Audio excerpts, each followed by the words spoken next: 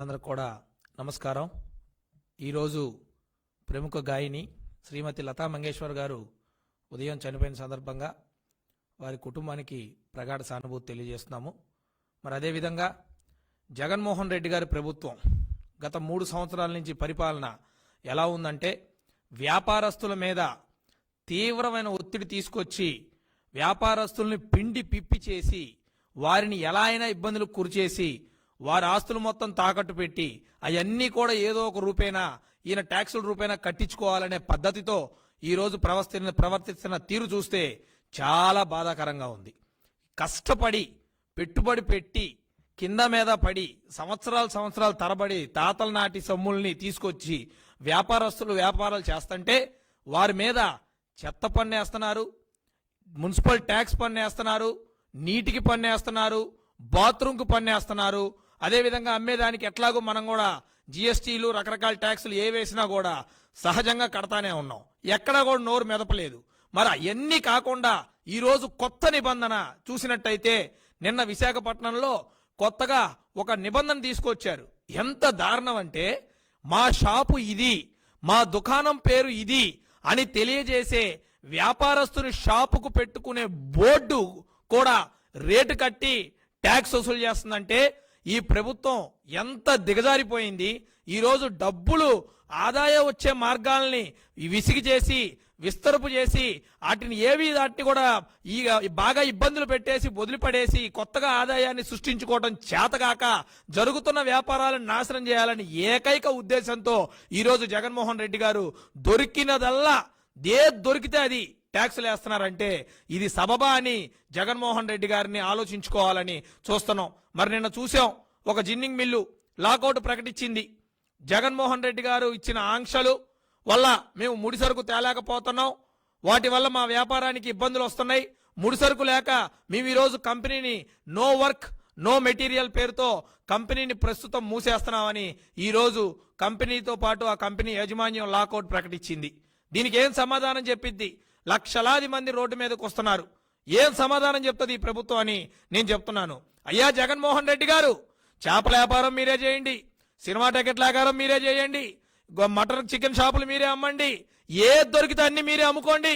మీరు గవర్నమెంట్ నడుపుతున్నారా, వ్యాపారం చేస్తున్నారా అని ఈరోజు జగన్మోహన్ రెడ్డి గారిని మేము ప్రశ్నిస్తున్నాం. మరి అదేవిధంగా ఆర్యవైశ్యుల జోలికి వస్తే మేము ఊరుకోమని గతంలో కూడా హెచ్చరించాం. జగన్మోహన్ రెడ్డి గారు పాదయాత్ర చేస్తూ ఎన్నో వరాల జల్లులు కురిపించారు. ఎన్నో చేస్తాం, ఇది ఇస్తాం అది ఇస్తాం, ఏది దొరికితే అది, దానికి ఒక తాడు లేదు, బొంగరం లేదు, అసలు అది అయిద్దా అవ్వదా ఏంటి దానికి అనేది ఏమీ లేదు. ఇష్టం వచ్చినట్టు చెప్పుకుంటూ పోవటం, ఒక ప్రాతిపదిక లేదు, ఒక ప్లానింగ్ లేదు, ఏమీ లేదు. మరి ఈరోజు వైశ్యాస్ విషయానికి వస్తే వారిచ్చిన నవరత్నాలు మేము చేసామని చెప్తున్నారు. నవరత్నాలు కాదయ్యా జగన్మోహన్ రెడ్డి గారు, నువ్వు చేస్తుంది నవ మోసాలతో ఈ రోజు ఆర్య వైశ్యుల్ని దగా చేస్తున్న ప్రభుత్వం ఏదైనా ఉందంటే కేవలం ఈరోజు నీ ప్రభుత్వం అని పత్రికా ముఖంగా తెలియజేసుకుంటున్నాను. ఏంటంటారా నవమోసాలు? మాట్లాడదాం. పేదల అభ్యున్నత కోసం తెలుగుదేశం పార్టీ హయాంలో మేము ప్రభుత్వంలో ఉన్నప్పుడు చంద్రబాబు నాయుడు గారు నంద్యాలలో ఎలక్షన్కి హామీ పరంగా వైశ్య కార్పొరేషన్ ఏర్పాటు చేసి దానికి డైరెక్టర్లను ఏర్పాటు చేసి దానికంటూ ఒక మూలధనాన్ని క్రియేట్ చేసిన వ్యక్తి మా చంద్రబాబు నాయుడు గారు. అదే నీ ప్రభుత్వం వచ్చిన తర్వాత ఒక కార్పొరేషన్ చైర్మన్ ఇచ్చి 136 డైరెక్టర్ సంస్థలకి డైరెక్టర్లు వేసి ఒక ఆర్యవైశ్య కార్పొరేషన్ మాత్రం 3 సంవత్సరాలైనా నువ్వు ఈరోజు డైరెక్టర్ని ఇలా. విచిత్రం ఏంటో తెలుసా? వైశ్య కార్పొరేషన్ చైర్మన్ పదవి 2 సంవత్సరాల పదవి కాలం అయిపోయి మరొక 2 సంవత్సరాలు ఎక్స్టెన్షన్ చేస్తూ జీవో ఇచ్చారు, కానీ డైరెక్టర్లు మాత్రమే ఇలా. ఎందుకనంటే జగన్మోహన్ రెడ్డి గారికి దాని మీద ధ్యాస లేదు, దానికంటూ ఒక ప్రతిపాదన లేదు. ఊరికే నామకే వాస్తీగా ఒక కార్పొరేషన్ ఉన్నాడు, దానికి ఒక చైర్మన్ ఉన్నాడు తప్ప అతను ఏ వైశ్యుడికి కూడా ఎక్కడా కూడా ఉపయోగపడే స్థితిలో ఈరోజు ఉన్నారంటే నమ్మశక్యంగా ఉంది అని లేదని నేను ఓపెన్ గా ఈరోజు డిస్కస్ చేయడం జరిగింది. మరి అదేవిధంగా అన్ని మోసాలే. వైశ్య కార్పొరేషన్ ఏర్పాటు చేయలేదు, దానికి నిధులు ఇవ్వలేదు, వైశ్య కార్పొరేషన్ డైరెక్టర్లు లేదు. కొనిజేటి రోసయ్య గారు మా కుల పెద్ద, ఉమ్మడి రాష్ట్ర ముఖ్యమంత్రి గారు చనిపోతే కనీసం క్రోసయ్య గారికి నివాళులర్పించిన వ్యక్తి ఎవరన్నా ఉన్నారంటే ఈ జగన్మోహన్ రెడ్డి గారు మాత్రమే. అలాగే నవంబర్ 1వ తారీఖున పొట్టి శ్రీరాములు గారిని స్మరించుకుంటూ ఆంధ్ర రాష్ట్ర అవతరణ దినోత్సవం మనం జరుపుకుంటే ఆ నవంబర్ 1ని కూడా ఎక్కడా దొరకనట్టు తీసుకొచ్చి వైఎస్ఆర్ అవార్డ్స్ అని ఇచ్చారు. ఏమండి, ఇదేం ఆశ్చర్యం అండి, నాకు అర్థం కావట్లా. సరే అయిపోయి 4, 5 వైశ్య సంఘాలని నిర్వీర్యం చేశారు. మా మంత్రి ఉన్నాడండి, మా కులపు మనిషి. మంత్రి దేనికి ఇస్తారండి? ఆ సామాజిక వర్గంలో ఏమన్నా సమస్యలు ఉంటే, ఆ సామాజిక వర్గంలో ఏమన్నా చెప్పుకోరనే ప్రభుత్వం దృష్టికి రాకుండా ఉంటే ఒక పెద్ద మనిషిగా వ్యవహరించి అతను చేయాలని చెప్పి ఒక మంత్రి పదవి ఇస్తే అతను ఈరోజు ప్రభుత్వానికి ఒక తొత్తులాగా పనిచేస్తున్నాడండి. ఎక్కడైనా ఉందా అండి? వైశ్యుల మీద రాష్ట్ర వ్యాప్తంగా 24 చోట్ల దాడులు జరిగితే అతను ఒక్కసారైనా రెస్పాండ్ అయ్యాడా అండి? నేను అడుగుతున్నాను, ఒక్కసారైనా మీరు రెస్పాండ్ అయ్యారా? మీరు అధికారంలోకి వచ్చిన తర్వాత మీ జగన్మోహన్ రెడ్డి గారు ముఖ్యమంత్రిగా ఉన్నప్పుడు, అదేవిధంగా మీరు మంత్రిగా ఉన్నప్పుడు ఏమయ్యా మిస్టర్ వెల్లంపల్లి శ్రీనివాస్, నువ్వు రెస్పాండ్ అయ్యావా? నీ విజయవాడ 1 టౌన్లో ఒక చిన్న కొట్టు, బడ్డీ కొట్టు నడుపుకునే వ్యక్తిని ఒక మైనార్టీ సోదరుడు రోడ్డు మీద పడేసి కొడితే మాట్లాడని వ్యక్తి నువ్వు మంత్రివా? ఈరోజు నీకు అవసరమా ఈ పదవి? చెప్పగలవా దీనికి సమాధానం? మరి ఇదే కృష్ణా జిల్లాలో నీ విజయవాడ పార్లమెంట్ నువ్వు ఏదైతే మంత్రిగా వ్యవహరిస్తున్న కృష్ణా జిల్లాలో జగ్గేపేటలో 3 సార్లు దాడి జరిగింది. వాళ్ళు ఎవరో పక్క పార్టీ అనుకునే నాయక, మీ వాళ్ళే వైసీపీ నాయకుల మీదే దాడి జరిగింది. నీకు తెలియకపోతే సాక్షిలో వచ్చిన పేపర్ కటింగ్లు నీకు వాట్సాప్ పెట్టని చూసుకోండి మంత్రి గారు. మాది కాదు, మీ మానస పుత్రిక సాక్షిలో వచ్చిన కటింగ్ని. అరే, ఒంగోలులో సుబ్బారావు అనే వ్యక్తి మీద దాడి చేస్తే సిగ్గు లేకుండా వాట్సాప్ కాల్స్ చేసి మేము ఉన్నాం, ఏం పర్వాలేదని మాట్లాడి అతని మీద కనీసం, అతను కొట్టిన వ్యక్తి మీద కనీసం చర్యలు కూడా తీసుకోవా నువ్వు? ఎన్ని రోజులైంది వాళ్ళకి? ఎన్ని రోజులైంది? మళ్ళీ సిగ్గు లేకుండా సత్రాల గురించి అంట ఏదో జీవో ఇచ్చాడంట, అదేదో జీవో ఇచ్చాడంట. అసలు ఏ సత్రం, ఏందది? దానికి ఒక ప్రాతిపదిక ఉందా? ఏమి దానికి లిస్ట్ ఉందా? దాని మీద నువ్వు శ్వేతపత్రం రిలీజ్ చేయగలవా? ఇదిగో ఈ స్థలం ఈ సత్రాంది, దీన్ని వీటికి అప్పచెప్తున్నావు అని చెప్పి నువ్వేమన్నా దాని మీద ఒక వైట్ పేపర్ రిలీజ్ చేయగలవా? చెప్పు. ఏమీ లేదు. ఏమీ లేకుండా ఇష్టం వచ్చినట్టు ఏదైనా జగన్మోహన్ రెడ్డి గారు ఒక చిన్న నిర్ణయం తీసుకుంటే దానికోసం 3 లారీలు పాలు రెడీ అయిపోతాయి. అందరికీ ఫోన్ చేసి పాలాభిషేకం ఇదే పని. నాయనా మంత్రి వెల్లంపల్లి శ్రీనివాస్, జాగ్రత్తగా అన్ని దగ్గర పెట్టుకొని పదవిలో ఉన్నావు కాబట్టి, బాధ్యతవుతున్న పదవిలో ఉన్నావు కాబట్టి ఒక పద్ధతి ప్రకారంగా వ్యవహరించి కులానికి మంచి పేరు వచ్చేలాగా చేస్తే చాలా బాగుంటుందని మరొకసారి మీడియా ముఖంగా తెలియజేసుకుంటున్నా. మరి నవమోసాల గురించి, వైశ్యుల మీద జరిగిన నవమోసాల గురించి, వైశ్యుల మీద జరిగిన దాడుల గురించి మేము ప్రశ్నిస్తే అక్కడికి ఈ వ్యక్తి వాళ్ళ మనుషులు పంపిస్తాడు, నా ఫోటో పెట్టలేదని. ఏందయా నీ ఫోటో పెట్టేది? ఏం పద్ధతయా నువ్వు మాట్లాడేది? నాకు అర్థం కాదు. ఏమన్నా ఉందా?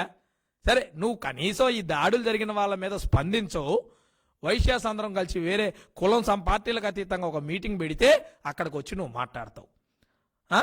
మళ్ళీ మొన్న ఏదో దొరికినట్టు, ఏదో చేసినట్టు, ఏదో అదేంటి కృష్ణా జిల్లాకి ఎన్టీ రామారావు గారు పేరు పెట్టారన్న ఒక ఉద్దేశంతో మేము స్వాగతిస్తే, ఆ రోజు మా నాయకులు స్వాగతిస్తే ఇతను అంటాడు, అసలు ఇతనికి చంద్రబాబు నాయుడు గారిని విమర్శించే స్థాయి ఈ వెల్లంపల్లి శ్రీనివాస్కు ఉందా?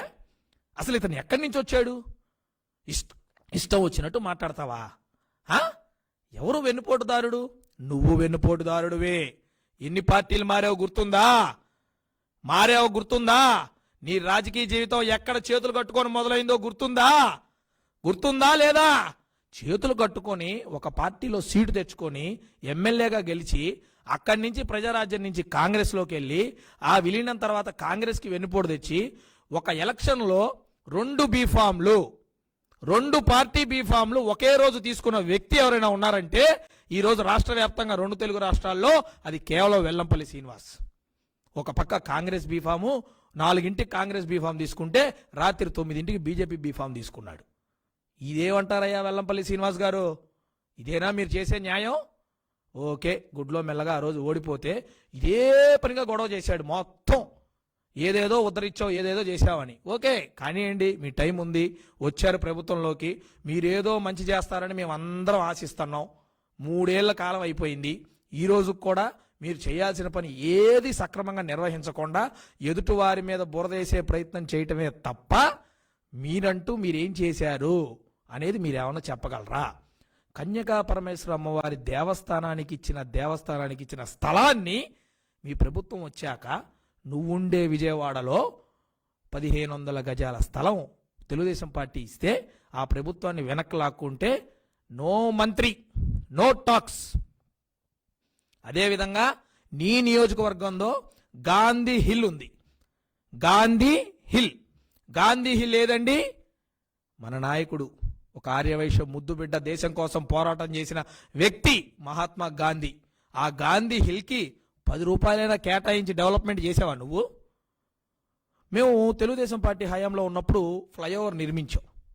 ఇది బాగా ట్రాఫిక్ ఇబ్బంది అవుతుందని చెప్పి చంద్రబాబు నాయుడు గారి మీద చాలా రకమైన ఒత్తిడి తీసుకొచ్చి విజయవాడ నాయకులందరూ ఆ రోజు అందరూ కూడా దానికోసం మా బుద్ధా వెంకన్న గారు ఒక ఉద్యమమే ఇచ్చి ఆ రోజు ఫ్లైఓవర్ సాధించుకొచ్చి చంద్రబాబు నాయుడు గారు ఆ ఫ్లైఓవర్ని సాధ్యాసాధ్యాలు చేసి ఇటు పక్క నదికి ఇటు పక్క కొండని ఆ నష్టపరిహారం ఇళ్ళకి ఇచ్చి ఎటువంటి ఇబ్బంది లేకుండా చేసి ఆ దారిలో ఏ అడ్డొస్తాయో అవన్నీ రీప్లేస్మెంట్ చేస్తామని హామీ ఇచ్చి చేశారు.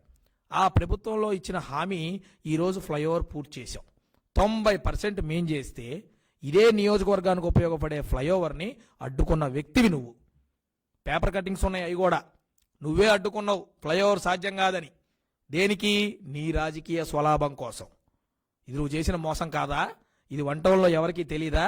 మళ్ళీ ఫ్లైఓవర్ ఓపెనింగ్ రోజు ఇది మా ఘనతే అని నువ్వు మళ్ళీ బ్యానర్ వేస్తావు. నవ్వుకుంటున్నారయ్యా మిస్టర్ శ్రీనివాస్, ప్రజలు నవ్వుకుంటున్నారు నిన్ను చూసి. నీ మంత్రి పదవి ఉన్నంతసేపే. ఎప్పుడైతే నీ మంత్రి పదవి ఊడిపోయిందో కనీసం నీ బజార్లో నీ ఇంటికి వెళ్ళి కూడా ఎత్తి చూడరు నువ్వు ఈ విధంగా చేస్తే. మనుషులు గుర్తుపెట్టుకోండి, కరెక్ట్ కాదు ఇది. అలా విధంగా పొట్టి శ్రీరాములు గారి విగ్రహం మెయిన్ రోడ్లో అమ్మవారి టెంపుల్ దగ్గర పొట్టి శ్రీరాములు గారి విగ్రహం ఉంటే ఆ విగ్రహాన్ని ఈ ఫ్లైఓవర్ నిర్మాణం కోసం తొలగించారు. ఇప్పటికి మా సంఘాలు 4-5 సార్లు డిమాండ్ చేసినాయి. ఫ్లైఓవర్ పూర్తయింది కాబట్టి, ఆ ఫ్లైఓవర్ నిర్మాణం కంప్లీట్ అయింది కాబట్టి అక్కడ మళ్ళీ పొట్టి శ్రీరాములు గారి విగ్రహం పెట్టండి అని. దాంతోపాటు కొణిజేటి రోసయ్య గారి విగ్రహం కూడా పెట్టండి అని చెప్పి 3-4 సార్లు మేము ప్రపోజల్ పెడితే నువ్వు మంత్రిగా ఉండి ఒక మేయర్కి నువ్వు ఈ రోజు వరకు ఆ రిక్వెస్ట్ లెటర్ నువ్వు కనీసం ఫార్వర్డ్ చేయలేదంటే మేము మిమ్మల్ని ఏ విధంగా తీసుకోవాలి మంత్రిగా శ్రీనివాసరావు గారు? ఇది నీ వెన్నుపోటు కాదా? నువ్వు కులానికి చేస్తున్న వెన్నుపోటు కాదా? అంతేలే, నీకు రోసయ్య గారు నీకు రాజకీయ భిక్ష పెట్టి రోసయ్య గారి పేరు చెప్పుకొని రాజకీయం చేసే వ్యక్తివి. అటువంటి రోసయ్య గారికి కనీసం నీ ముఖ్యమంత్రిని ఒప్పించి ఒక నివాళులర్పించలేకపోయావు. ఈరోజు ఇష్టం వచ్చినట్టు పెద్ద పెద్ద మాటలు అయితే మాట్లాడతావు. ఇది కాదు. తెలుగుదేశం పార్టీ ఏం చేసింది, అది చేసింది, ఇచ్చేసింది మాట్లాడదామా? తెలుగుదేశం పార్టీ గ్రేడ్ 1 టెంపుల్కి చైర్మన్గా ఇచ్చింది శ్రీశైలం ట్రస్ట్ బోర్డు చైర్మన్ ఎప్పుడైనా లైఫ్లో ఉందా? Srisailam trust board chairman Telugu Desam party ఒక ఆర్యవైశ్యులకి ఇచ్చింది. తీయండి మీ రికార్డ్స్, మీరు ప్రభుత్వంలో ఉన్నారు కదా. 2014 ఎలక్షన్స్లో అవి గెలిచిన తర్వాత 2019 ఎలక్షన్స్లో మేము 4 సీట్లు ఇచ్చాం. 3 చోట్ల ఎమ్మెల్యే సీట్లు ఇచ్చాం, ఒక ఎంపీ సీట్ ఇచ్చాం. మీ పార్టీ ఎన్ని సీట్లు ఇచ్చింది? మేము అధికారంలో ఉన్నప్పుడు ఎంతమందికి పదవులు ఇచ్చాం? నామినేటెడ్ పదవులు కానీ ఒక రాజ్యసభ, అత్యుత్తమైన రాజ్యసభ ఎంపీ ఇచ్చాం, ఒక మంత్రి ఇచ్చాం, ఎమ్మెల్సీ ఇచ్చాం, కార్పొరేషన్ చైర్మన్లు ఇచ్చాం, డైరెక్టర్లు ఇచ్చాం బోల్డంత మందికి. మీరు ఎంతమంది ఇచ్చారో ఒక శ్వేతపత్రం రిలీజ్ చేయగలవా? వైశ్యులకి ఎవరెక్కువ న్యాయం చేశారు అనే విషయం మీద మీరు ఒక శ్వేతపత్రం రిలీజ్ చేయగలరా? బహిరంగ చర్చకి రాగలరా? చెప్పండి, మేము సిద్ధం. మేము ఎన్ని పదవులు ఇచ్చాం వైశ్యాస్కి? ఈ రోజు కూడా తెలుగుదేశం పార్టీలో వైశ్యాస్కి ఒక చిరస్కాలమైన ఒక మంచి పొజిషన్ ఉంది. ఎక్కడైనా కానివ్వండి, ఒక రిజర్వ్డ్ పొజిషన్ ఉంది. మా బాబు గారు ఒకటే చెప్తారు, ఎంతమంది పోటీ పడ్డా ఈ లిస్టులో ఉన్న ఈ పదవులు మాత్రం కేవలం వైశ్యాస్కి ఇవ్వాల్సిందే. ఎవరున్నారో మంచి వ్యక్తుల్ని గ్రేడ్ చేసి మీరు ఇవ్వండి అని చెప్తారు. మీరు ఈరోజు మీరు అన్న 136 కార్పొరేషన్ డైరెక్టర్లలో కానీ, గుడి చైర్మన్ విషయంలో కానీ, మున్సిపల్ చైర్మన్ విషయాల్లో కానీ, దేనిలో అయినా సరే తెలుగుదేశం పార్టీ 5 సంవత్సరాలు జరిగిన హయాంలో ఎంతమందికి పదవులు ఇచ్చాం, ఈ రోజు వైఎస్ఆర్సీపీలో మీరు ఎంతమందికి పదవులు ఇప్పించారు అనే దాని మీద, పార్టీ పదవులైనా సరే, నామినేటెడ్ పదవులైనా సరే మీరు ఎంతమందికి ఇచ్చారో చెప్పగలరా? వ్యాపారస్తులు ఏ విధంగా ఏ వర్గమైనా హ్యాపీగా ఉందని మీరు చెప్పగలరా? వేటికైనా మీ దగ్గర సమాధానం ఉందా? ముందు వీటికి సమాధానం చెప్పండి అయ్యా. తాడు బొంగరం లేని వాటి గురించి తర్వాత మాట్లాడుకుందాం. మీ పార్టీలో ఉన్న వైశ్యాస్కి రక్షణ లేదు, మీ పార్టీలో ఉన్న వైశ్యాస్కి పదవులు లేవు. మీరు పేరు పెట్టుకొని ఎవరినైతే మా నాయకుడని పెట్టుకునే నాయకుడికి గౌరవం లేదు. ఇవన్నీ కన్యకా పరమేశ్వర అమ్మవారి దేవస్థానానికి నీ ఇలాకాలో 100 గజాల భూమి లేవు. నువ్వు మాట్లాడతావు మళ్ళీ అన్నిటి గురించి. చూడవయ్యా, నవ్వుతున్నారు జనం. ముందు వీటి మీద సమాధానం చెప్పండి, వీటి మీద చర్చించండి. వీటి మీద మీరు ఎప్పుడు ఏ విధంగా చర్చకు సిద్ధమన్నా కూడా మేము రెడీ. తెలుగుదేశం పార్టీ ఆర్యవైశ్యులకి ఎంత న్యాయం చేసింది, ఎన్ని పథకాల్లో ఎంత డబ్బులు ఇచ్చింది, అదేవిధంగా ఎన్ని పదవులు ఇచ్చింది, పార్టీ పదవులు కానీ నామినేటెడ్ పోస్టులు అయినా సరే, ఏ విధంగా రాజకీయంగా తెలుగుదేశం పార్టీ వ్యాపారస్తులకు అండగా ఉండి వారి వ్యాపార బాగోగులు ఏ విధంగా చూసింది, మేము చెప్పిన ఏ అంశం మీదైనా సరే మేము ఏ రోజుకైనా మేము చర్చకు సిద్ధమని మీడియా ముఖంగా తెలియజేస్తున్నాను. ఆర్యవైశ్య సోదరులందరూ కూడా గుర్తుపెట్టుకోండి, ఈరోజు జగన్మోహన్ రెడ్డి ప్రభుత్వం ఇస్తుంది నవరత్నాలు కాదు, ఆర్యవైశ్యులకి నవ మోసాలు మాత్రమే మిగిల్చిందని మరొకసారి మీడియా ముఖంగా తెలియజేసుకుంటూ సెలవు తీసుకుంటున్నాను. Thank you.